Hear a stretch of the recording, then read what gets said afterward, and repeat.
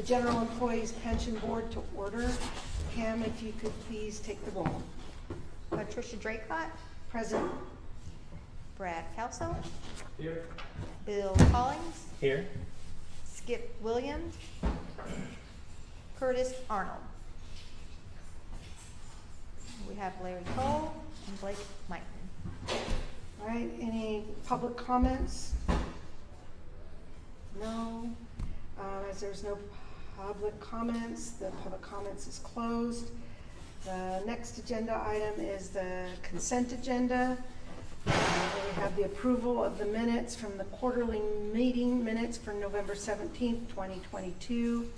Approval of expenses, Burgess Chambers, 1 invoice, Sterling Capital, 1 invoice, Truist, 2 invoices. Approval of General Employees Pension Annual Report, and approval of election procedures. Move to approve consent agenda as read. Second, It's fine. Bill. All those in favor, say aye. Aye. Retirees, we have 1 retiree this month, Johnny Randy Stevenson. Old business, none. Moving on to new business. First item agenda is Angela Schneider reimbursement of overpayment. This was a former city employee, actually in the finance department, and for some reason, the entire process for the non-vested employee reimbursement was not followed, and all normal steps in that process did not take place, and this employee, former employee, was overpaid a significant amount of money. It was during the annual audit. This took place in February of 2022, and during the course of the fiscal year 2022 audit, our actuarials, Foster and Foster, discovered the error. As soon as that was discovered, our personnel department reached out to the employee and asked her to submit her proposal for reimbursement, and that is attached for the board's consideration. I have no objections to the proposal. Realize it covers a 5-year period. Okay. I feel the same. I mean, it would be nice to be more, but, you know, it's acceptable. Is there going to be penalties for late payments or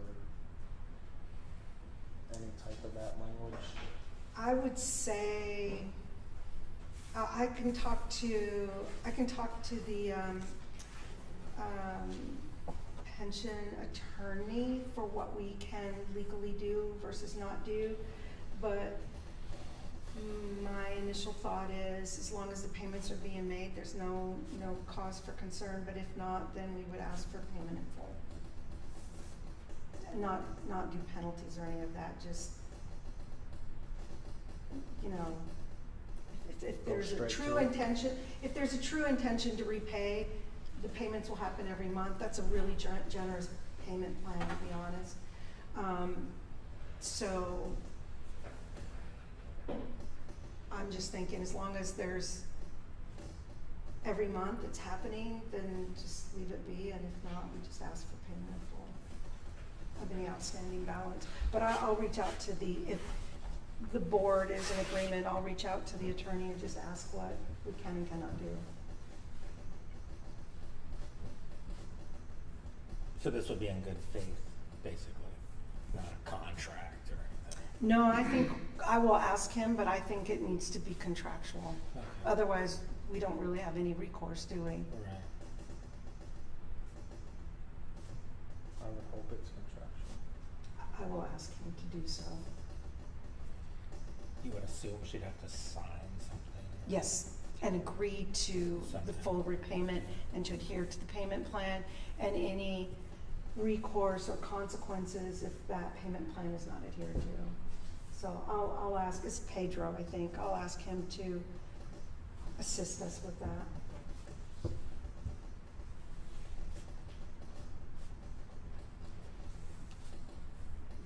I move to approve the reimbursement schedule as shown in Ms. Schneider's letter. What was the end of that? And As she's As presented in shown her. Oh, in yeah. Ms. Schneider's letter. I'll second it. Okay. All in favor, say aye. Aye. All right. Moving on, Sterling Capital Quarterly Report. You're on, sir. Alright. Give us good news. We have a little bit of good news, but it wasn't enough to make 2022 anything other than awful. It was still an absolute terrible period. That's Larry and I have confided that that's the financial definition of awful. It's awful. As we talked about previously, the primary reason, we've seen stocks, off 15, 20, 25% before. That's, sort of the cost of being in the pension plan business, and we understand and accept those risks to get that longer term, 10, 12% return. Are we still in an inverted yield curve? We still have an inverted yield curve, which is, again, been a pretty good precursor for a recession. We'll talk a little bit more about that, but it sure doesn't feel like any recession I've ever been in when we're creating 200,000-300,000 more jobs in a time period than we thought. Feds raise rates over 5% in a year. That's just crazy. And that's the primary reason why 2022 is so bad for our balanced portfolio. Because again, every other time that we've seen stocks down 15, 20, 25%, whether it was 2000, 08, and then most recently with COVID back at the beginning of 2020, it was really sort of followed with the bond piece of the portfolio doing extremely well, right? It was people running from stocks, going to bonds. So it's really provided kind of that balance or that ballast for the overall, balanced portfolio.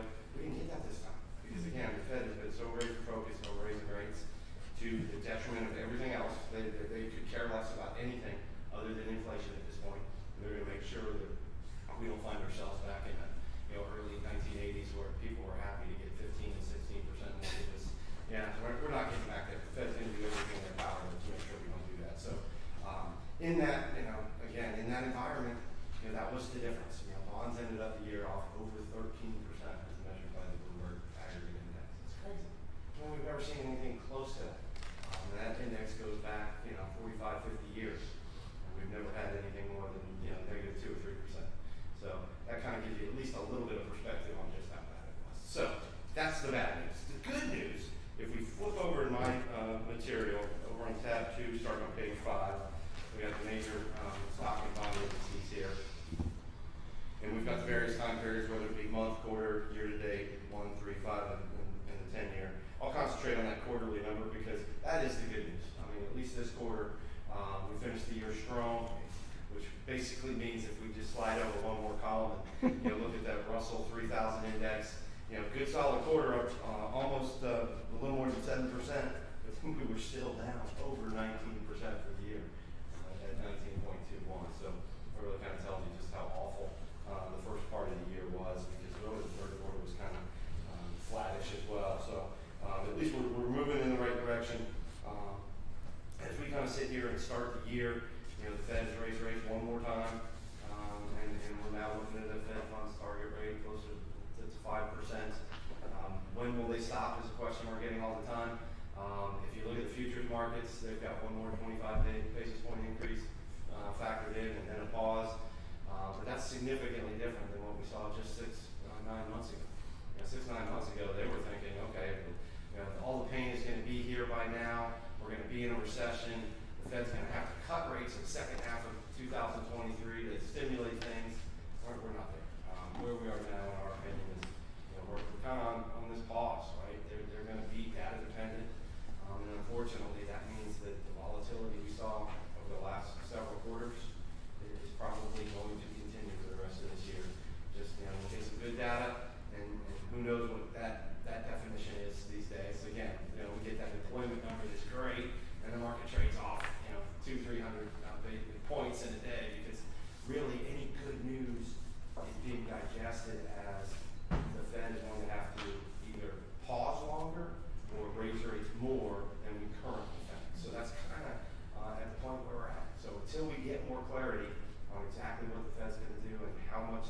raise rates, when they're gonna pause, how long they're gonna pause, and all of that is data dependent, throughout this year. You know, we're sort of in this kind of up and down, 2 steps forward, 1 step back, kind of environment. So that's okay. We've been there before. We've come out of it before, and hopefully it won't be a hard landing. It's probably not going to be a soft landing, but hopefully we'll be moving back in the right direction here later in the year. So with that, just to give you an idea, in this most recent quarter, again, it was pretty good. U.S. stocks, I talked about the Russell 3000 up over 7%. Looking at the various pieces, you know, large, medium, and small all did very well. The Russell top 200 value was one of the clear winners. You know, value did a little bit better than growth in this environment, and we think that should probably continue, although growth has made a nice little rebound here in January and the first couple weeks of February. So again, as you know, we have you well diversified. We have exposure to both, as well as, you know, all across the spectrum, large, medium, and small. But at least for the first quarter of our fiscal year, it really was the value indexes that tended to do a little bit better. Down towards the bottom is fixed income. That's the other piece that Sterling is currently managing. And I'm happy to say that we finally got a solid return. I mean, we're actually up 1.87 for the quarter. That left us off 13.01 for the year, which is just, I mean, to say it's unprecedented is really kind of not understating it, to say the least, because we just have never seen a core bond index anywhere near that kind of value. So, but at least hopefully this is the bottom and we're moving in the right direction. You know, as we sort of, you know, look here, look into our crystal ball for, you know, 2023, I talked a lot about the volatility. We do see, you know, again, not a lot of clear cut signs on what asset classes we think are going to do a little bit better. You know, up until now, value has done a little better during this downturn, which is pretty consistent. But at the same time, you know, the growth stocks are starting to look very, very attractive from a pricing perspective. So we've been nibbling at some of those as well. Our large cap growth manager, as I'll show you here in a minute, has done extremely well. You know, one of the names he kind of bought late last year was Tesla, which rebounded very, very nicely in January. So, you know, that's the kind of environment that we're sort of in. Is, you know, let's look at some of these growth beaten up names, but there's no real clear direction. So what you'll see is our asset allocation is going to be very close to where our targets are. Maybe a slight overweight to a stock or a bond, but nothing significant from that perspective. So as always, guys, there's a lot more in this first section that talks about the economics and the bigger picture. Before I turn gears and talk about performance of our piece of the portfolio, let me just stop and see if there's any questions or comments on the bigger issues. I heard that Google and Amazon both laid off a significant number of employees. How's that going to? Even Disney announced 7,000 job cuts as recently as this last week. We're going to see this, and again, in response to the Fed's action, I mean, it's all but a foregone conclusion that they are going to do what they can to slow this economy, and that is going to push us into some sort of quote-unquote economic slowdown. Call it a recession, call it, you know, whatever you will. But companies are starting to try to get ahead of that. We're seeing it first in those growthier names. This is an aside. My nephew used to work for Google. He was one of the casualties, and he's like a brilliant little kid. I mean, he went to Yale and all 9 yards. And if there's really laying off those guys, but you know, first in, first hired, last hired, first out. That's kind of, you know, where we are, at least in this cycle. And there'll be more of that to come as it becomes a little bit more apparent. You know, the other part though is we keep getting conflicting data. You know, for every, you know, tech firm that announces some layoffs, we'll turn around and get a good retail sales number like we got yesterday that shows that the consumer is still spending and they're not afraid of, you know, usually what, you know, when we get in this kind of, it's gonna, if it gets imminent, you start seeing savings rates go up, we start seeing people, you know, sort of plan for, you know, tougher times ahead. We're not seeing any signs of that from the consumer at this point. So again, this cycle is just so weird. And I know I don't want to steal Larry's phrase, but you know, we've never really opened up from a global pandemic before. So all of this is so new. So some of the data, it's just very, very difficult to, you know, look at history and really gain any insight into, you know, what's going to happen, because we've never done this before, right? We've never been here before. So from that perspective, there'll probably, Patricia, there will be some more layoffs, and it, will probably be a lot more broader based than just the tech sector or the growthier names that we're used to. But in our opinion, again, some of the data looks so good, it's hard to envision this being a really, really difficult, hard, long-term type of environment for a recession. Just the economic data is too good. And what about the impact of almost hitting the national debt capacity? That's more politics in our opinion than anything else. We've been there before, most recently, what was it? So you don't think that'll have as 2012. much of an impact as, Now, to the extent it's in no one's best interest to, go back and, reassess the creditworthiness of the United States government as we did back a decade ago. That was just kind of an awful period. I remember that was in September too. I don't know why stuff all over the board up in September, but it always happens right before the end of our fiscal year. And it was a, minor speed bump, and we rebounded pretty quickly.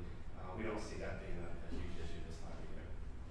Good question, though. I think the question, I think they'll pass something. If that's your question, they'll figure it out. But the impact still getting our debt up to almost, forget what it is, almost 100% of GDP. Yeah, a little over GDP. That probably ain't gonna impact us, but it's sure gonna impact our kids and grandkids if we don't get it under control. So that's, yeah, but It's a how do long-term you, problem. how do you get it under control when you're issuing money faster than you're bringing it in? you stop issuing money. That's, Yeah. it's easier said than done, right? Yeah, I don't know where they're gonna go with that. It'll be interesting to see how this particular negotiation does shake out, with the Republican House kind of holding it over, the administration's head. We'll see who blinks first, I guess, but somebody's gotta blink down the road, and they will. I mean, they'll figure something out, but they're both taking hardline stances right now, which makes you kind of nervous, but they'll figure it out. They always do. They have to. There's no. I just heard today coming over, not to take your time, Blake, but I just heard on the radio that the forecast is that the national debt will take up. Oh gosh, I forget what it was. I want to say like 13% or something of our gross expenses within the next few years. I forget what the time frame was, but With these new higher rates. total, yeah. The Total, service in that. I think that was the Congressional Budget Office or whatever projections of for 10 years, the next 10 years, I think it was. You're gonna I have think in 10 to years it'll be 13% of the total. change their expenses. tax structure a little bit, cause they can't continue to burden the middle class. They can't Well, I continue would to support argue it. strongly that it's not a revenue problem. It's a spending spending. problem. Yeah, Because we're actually taking in more revenue now than ever. It's a record number of dollars coming into their system. I know, So- I can tell you, I personally feel that. Yeah, yeah. But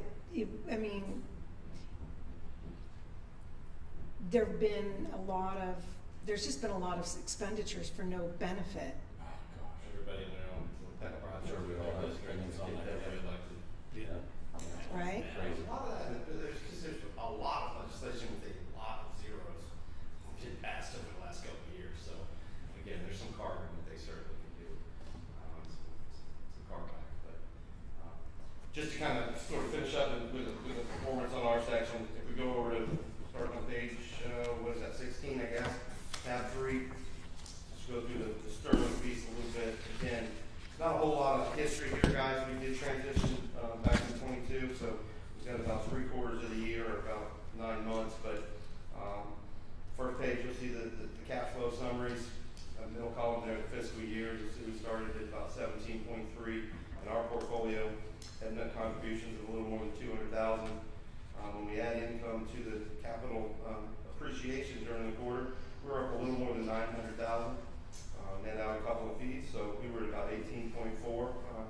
So a change of just over over $1 million, about 1.1 million. So certainly good to see that for the quarter. Obviously, anything longer than that, including the inception, it's just the opposite, where we unfortunately are a little bit lower than where we started. And again, that's really kind of a function of the difficult environment.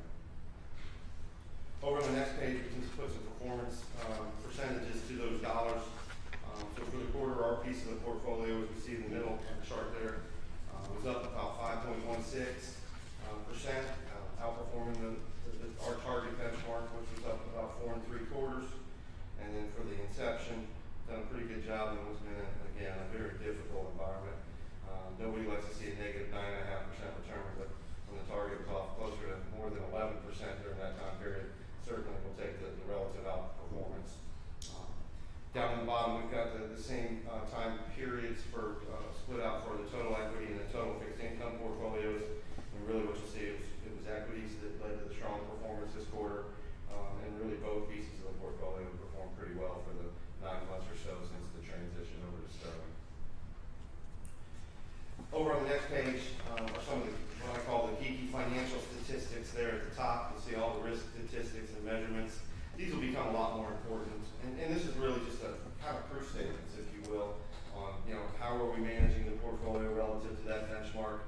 We'd love to, get as much of the upside as we can, but we also want to protect on the downside. And that up capture ratio and down capture ratio there at the far right is, again, one of the data points that we'll refer to a lot going forward. The other is kind of the beta right in the middle of the page, and that's sort of that unit of risk. So beta is just a measurement of risk relative to that benchmark. So if that benchmark goes up 1%, we would expect to go up 0.94. But then conversely, if that benchmark goes down 1%, we should only go down about 0.94. So that gives you an idea of the volatility associated with the portfolio. So again, more on that as we get longer time periods, but just want to point that out. And then I'll finish up over, talk a little bit more of the asset allocation over on page 19, the following page. Again, very well diversified on the U.S. side. Those are all those blue pie segments. And again, we've got ever so slightly more than our target, about 1.8% or so in stocks. Nothing significant. A lot more detail on performance on the next couple of pages. Over on page 20, we dissect each and every one of the asset classes that we're currently managing for you and track them versus their respective individual benchmarks. And then on the next page, we do the same thing, but with the individual funds versus the benchmarks.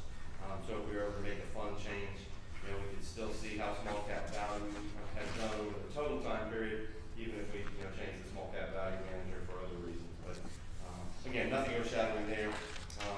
Always going to find one or two that did really well. This quarter is really over on page 21. It was the large cap growth manager, Loomis Sales, was really the bright spot for the quarter. He was up he was the guy that bought Tesla that I referred to earlier. That was in his space, but they were up a little more than 7% when the Russell Top 200 growth was up more like 1.5.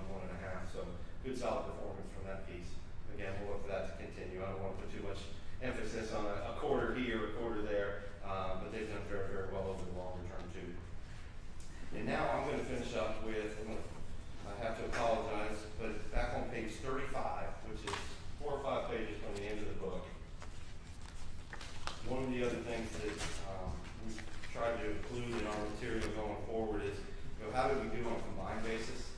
Because again, we realized that the transition from Truist to Sterling was something we initiated, and it's a very logical question for you to go, well, how did I do in 2022? And the Sterling material just doesn't have enough history to show you. So what we did was link the historical Truist performance to the new Sterling numbers, and again, awful, negative 15.75, but could have been even more awful because our target index was off over 16%. So again, nobody likes to see these negative numbers, but to the extent that we did a little bit better than what our target benchmarks did, we'll certainly take that in what was a difficult environment.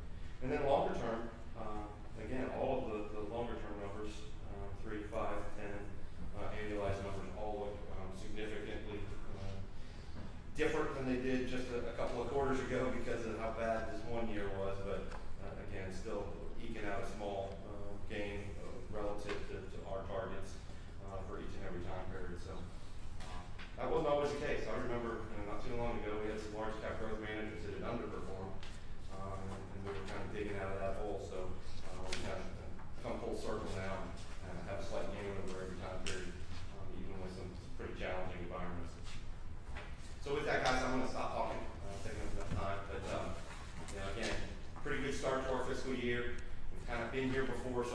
too much emphasis on that. It feels like all of last year was we get off to a pretty good start the first month of every quarter. By the time we met, we'd be like, okay, yeah, we look like we're moving back in the right direction. Only to, a couple weeks later, turn around and give a lot of it back. Whether it was big drawdown in September that we saw the big one in June as well. So hopefully, knock wood, March will not be as cruel because we are off to a pretty darn good start here. As we sit halfway through our fiscal season. So with that, any other questions, comments, thoughts? Any thoughts on the Ukraine thing this time around? It's been years, and absolutely nothing looks like it's changed. I mean, it's sort of it's almost as if it got backburned and it's not a thing anymore. It hasn't really caused as big a disruption on a global scale as we might think, especially from an economic perspective. Again, I knew when it first happened, it was what's going to happen. All the Russian stocks are no longer listed. Everybody's got to write those down to zero. They were a really small piece of the global economy from that perspective, much smaller than I thought, candidly. They were just not even a speed bump. They were just a blip. So from that perspective, the human toll, don't misunderstand. The human toll is tragic, but from a market's perspective, the markets have just kind of shrugged it off and keep going. It's a little bigger issue in Europe.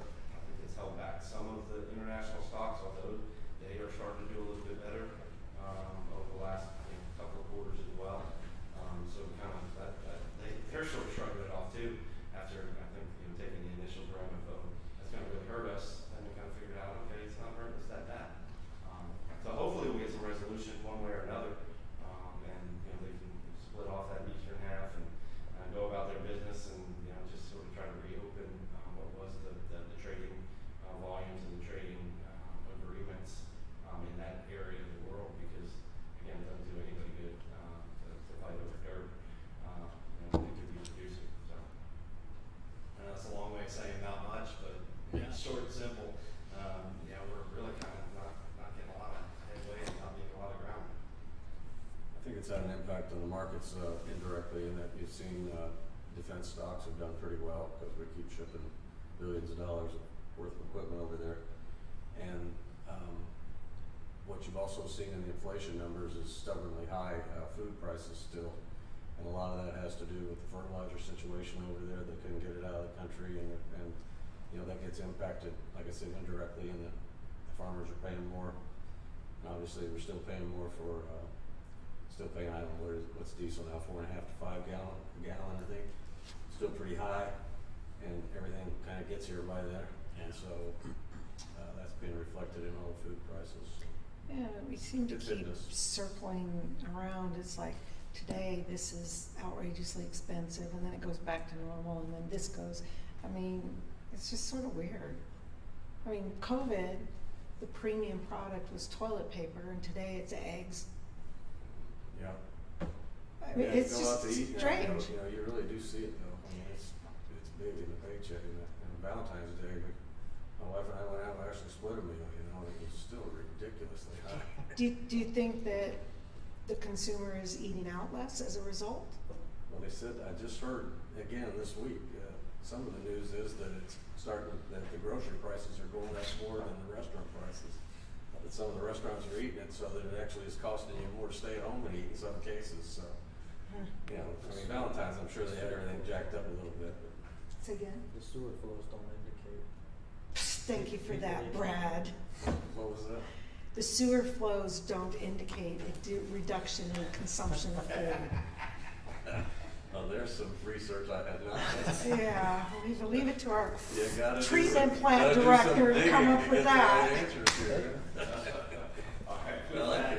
It's good. The alcohol levels are through Good the luck, roof. good luck No, I'm just following kidding. that I one. think that's what ran my bill up. We've I've got- had a couple of very nice glasses of wine. Yeah, good luck following that one, Larry, Yeah, but, really. all right. Whatever research I've got ain't gonna be that good. All right, so Burgess Chambers and Associates quarterly report. All right, why don't you turn to, I usually kind of skip over our market perspective, but look at page 2, since it kind of addresses a couple of the questions or comments you made. What is expected in 2023? By the way, my pages aren't numbered. I had to number them myself, so hopefully I'm on the same page as you. What's expected in 2023? Hiring freezes, corporate layoffs. We are seeing that. We're seeing a lot of that, obviously, and particularly, as Blake pointed out, in the tech sector, a lot of tech jobs just going away. A lot of them were added on because of COVID. You know, a lot of the tech companies, particularly, like the Netflix of the world, the Zooms of the world, and all, just loaded up. They had to keep up with the demand at that time, but now things are settling out, and those people are getting laid off. CPI is coming down, but still, it came in at about 6.4% this week, and the PPI, remember me talking about the producer price index versus the consumer price index. Well, the PPI kind of came in higher than everybody expected at 6.4, or was it 6? I forget what it was, but anyway, it's 6 something yesterday or this morning. So that's still high. I mean, that's the cost of goods that haven't been passed on to us yet. So that's not a good sign that the CPI is going to be coming down, at least not dramatically anytime soon. I think the big drops in the CPI have already occurred. Now we're into that, what they call the sticky range, where people have gotten these high wages. You don't give them a raise and then take it back. The only way you take it back is to do layoffs. So we may see more layoffs because people are making $20 an hour at jobs they made $13 an hour a year ago. So we might see some layoffs because of that, and maybe that'll help in the long run, help bring that wage side down from an inflationary. And I always say that from inflationary standpoint. We all want to make more money, but there's something called wage push inflation. If you remember your economics 101 classes, whatever, wage push inflation, where the fact that the people are making more is causing prices to go up, and we're seeing that right now. Corporate, and then it says corporate consumer spending moderates versus borrowing. Well, that retail sales came in at a plus 3%, surprised everybody. The market the immediate reaction was kind of a jump up, but the reality is the retail sales number is not adjusted for inflation. So if you've got a 6 to 9% inflation rate and your retail sales only jumped 3, you probably lost. You really didn't sell as much, but you just sold what you sold. You sold at a higher price. And so that's not necessarily a strong number as you thought it was when it first came out. And the markets, I think, have kind of adjusted to that now because, as I said, it's not an inflation-adjusted number. Some of the statistics are, but retail sales is not. So plus 3 in a plus 6 environment, inflationary environment, not necessarily a great number. But it did surprise on the upside, so that's good.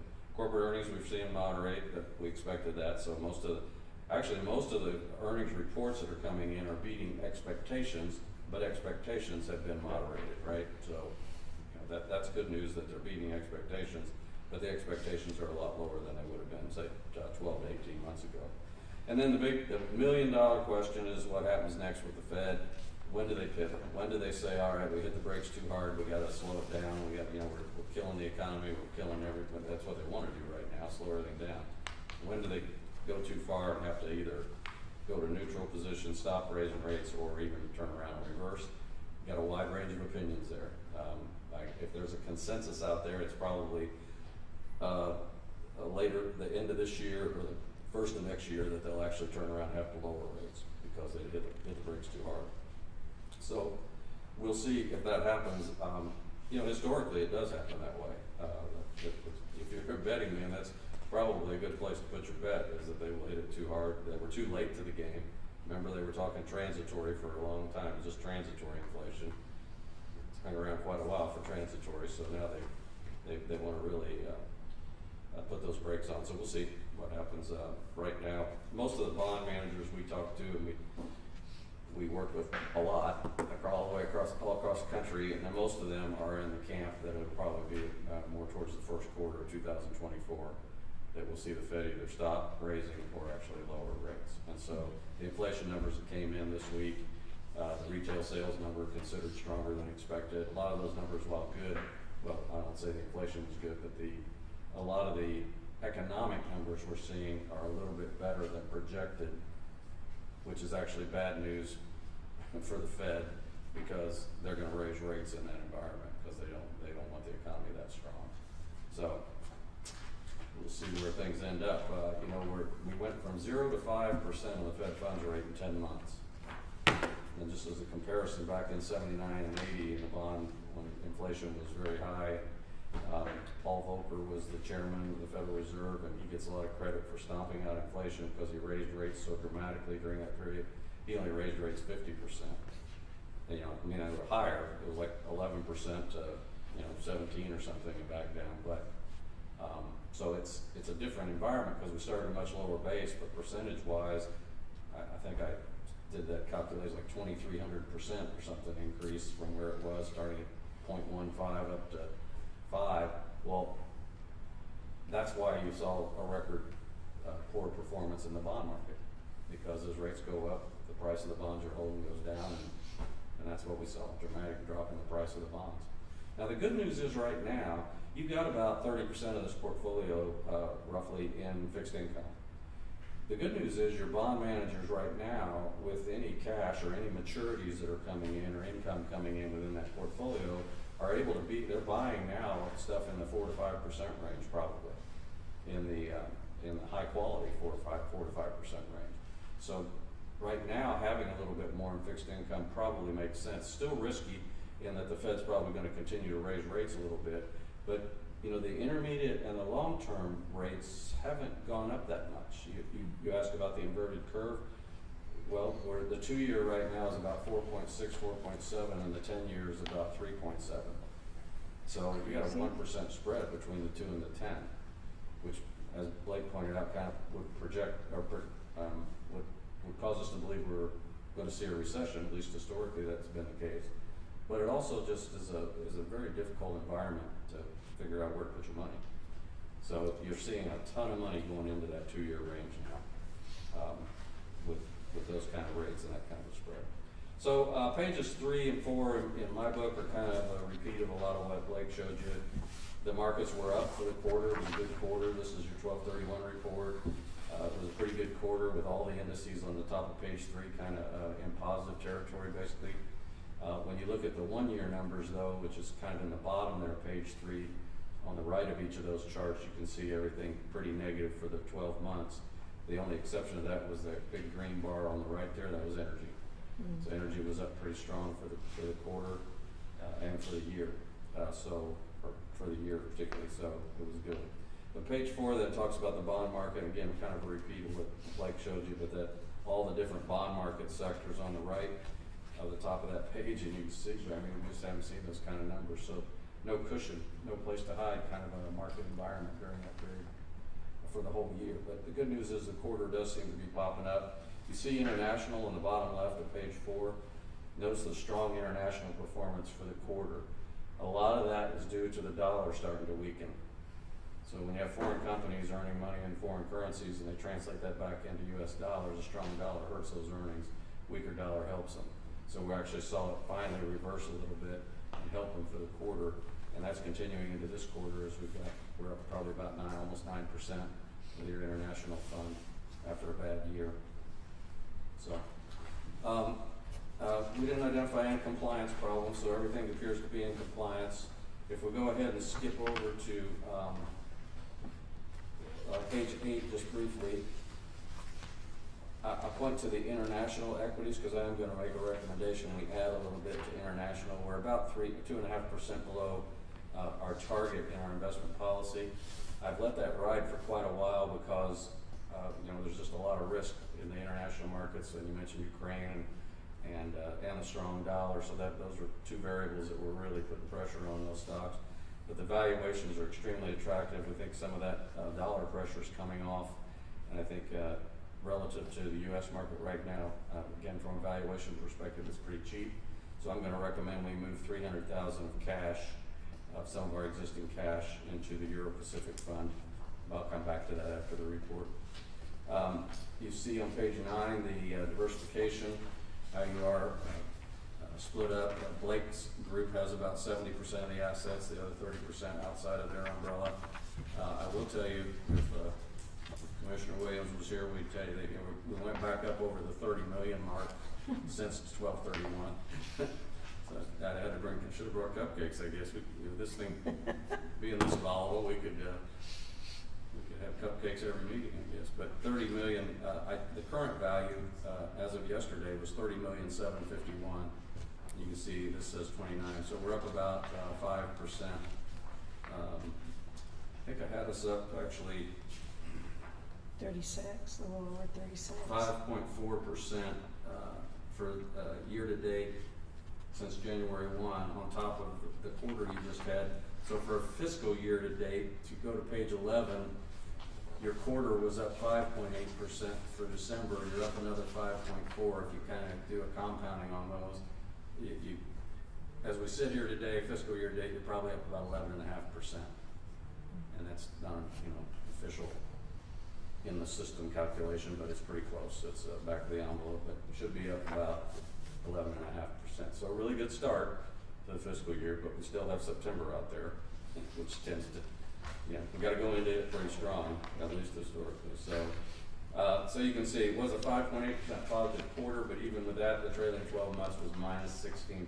So just no place to make very good money in the year. But I like what we're seeing right now. Whether or not the markets have discounted what the Fed's what they expect the Fed to do is kind of the big question right now. And every time Powell speaks, or every time one of the Fed board members speaks, it actually rocks the markets temporarily. But Powell has, I think, he's made it pretty clear what he's going to do, and if he isn't lying to us, then he's going to continue to raise rates for a little bit more. So I would expect to see another 25 basis point rate hike in March, and maybe at least one more after that, and then we'll see if they start tapering off or slowing down a little bit later this year, first of next year. But the bond market's telling us that he's lying to us. The bond market's saying they're going to have to turn and put the brakes or take the foot off the brake sooner than we expect. That's when you get that inverted yield curve, because the market is just not accepting the fact that rates are going to continue to rise too dramatically. And that's why you see the 10-year at 3.6, 3.7. And truthfully, the market's usually right. But we'll see. So I don't have any problem putting a little bit of money in international. I don't have a problem with the 30% in fixed income right now. I think that's a pretty good level. A lot of our plans are between 25 and 30%. They're kind of at the upper end of that range, but we've always been a little bit more conservative here. And I think that's a good spot to be right now with the 30%. And you're conservative, by the way, you're minus 16, believe it or not, compares pretty favorably to most. I've got several plans that were down 17, 18% for the year. So it's a little bit more bonds in your portfolio. Bonds were ugly, a little bit more of them in your portfolio helps. The only other pages I'll cover, page 17 I'll cover. Maybe. Again, these are your fiscal year returns. I usually end with this chart, I think, just to show you. I'll show you a lot of things. One, how typically you do well. The double-digit returns are not unexpected in this portfolio, but to have a 21% return positive back in 2021 was unexpected, and so was the minus 18% the next year. Especially with a very well-diversified portfolio like you have. I mean, the odds of that happening, I think I told you this last quarter, if you'd asked me, with the kind of diversification you have, the quality of the managers you have in this portfolio, and to have that kind of volatility is just, you wouldn't expect it. But again, we don't shut the world down for 2 years and fire it up all at once either, so that's a whole new, that wasn't in my Economics 101 course, You didn't predict that? Didn't predict that one. So the 5.84 on the far left is, as I said, as we say here today, is probably 11.5. So that's good news. We can hang on to that. Maybe get a little bit more throughout the year. We'll just have to wait and see. So back to page 8, my recommendation would be just we have right now, I pulled current values this morning. So these are as of close of business yesterday. We have what they call custody cash, which is cash we could invest, about $677,000 right now. If you don't have any big payouts coming or any that you're aware of, I probably should have given you a heads up on this, but I'd like to take 300 of that and have your custodian go ahead and buy some more Euro Pacific Fund, the international fund that you're invested in right now. I don't think so. The employees that have left recently are vested. There's also another $350,000 roughly in investment manager cash, which is about 1.1% of your portfolio. I don't really want to touch that too much. That's their cash. If they see a stock they want to buy or whatever, they can do it. So, but the other cash sitting in the custodian account to pay benefits and all that, we do have 2.2% or $677,000. So, my recommendation, very specifically, that I need a vote on is to take $300,000 and buy 300,000 more of the Euro Pacific Fund. That'll take it up 1%. It'll still be a little bit underweighted to the target, but we can nibble in as we see fit. I'll motion to approve 300,000 to the international fund. Second? Mr. Counselor? I'll second. He's being grumpy. I thought you said.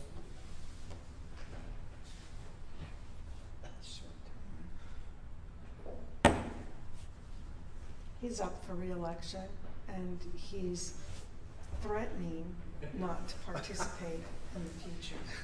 You bring cookies and cupcakes? Sure. You have a no resignation clause in your contract. I remember seeing it. I'm pretty sure I saw it too.